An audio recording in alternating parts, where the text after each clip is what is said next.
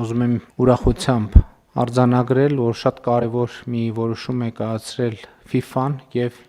2029 թվականին աշխարհի միջև 20 տարեկանների ֆուտբոլի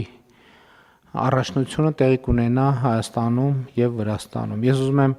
թե Վրաստանին, թե մեզ շնորհավորել այս հաջողության առիթով։ Ուզում եմ նաեւ շնորհակալություն հայտնել Վրաստանի մեր գործընկերներին եւ անձամբ վարչապետ Կոբախիձեին այս հարցում արդյունավետ եւ սերտ գործակցության համար։ Կարծում եմ ակնհայտ է, որ սա մեծ իրադարձություն է մեր երկրի կյանքում եւ ֆուտբոլային եւ բոլոր առումներով եւ հիմա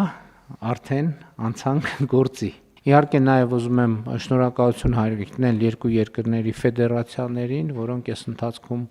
շատ սերտ աշխատել են եւ ջանքեր են գործադրել, որպեսզի այս իրադարձությունը տեղի ունենա։ Պետք է նախ աշխատանքային խումբ կազմ կոմիտե ձևավորենք այս տրամաբանության մեջ։ Պարոն վարչապետ, ուզում եմ հիշեցնել, որ նախորդող տարում կառավարությունը արդեն մի շարք որոշումներ կայացրել է ստադիոնների մասով։ Մենք մասնավորապես հիմա գտնվում ենք Վանաձորի ստադիոնի վերակառուցման փուլում, որը պետք է լինի UEFA-ի 4-րդ կատեգորիայի ստադիոն, ընդունելով նվազագույնը 10,000, հիմա մինչև 12,000 հանդիսատես ընդունելու հնարավորություն ենք ունենալու վերակառուցման արդյունքում, եւ մենք նախորդ տարի նաեւ որոշում ենք կայացրել Իջևանում նոր ստադիոնի կառուցման մասով, որը նույնպես կլինի UEFA-ի 4-րդ դասի ստադիոն։ Բուն իրադարձությունը ֆուտբոլային է, բայց այստեղ հարակից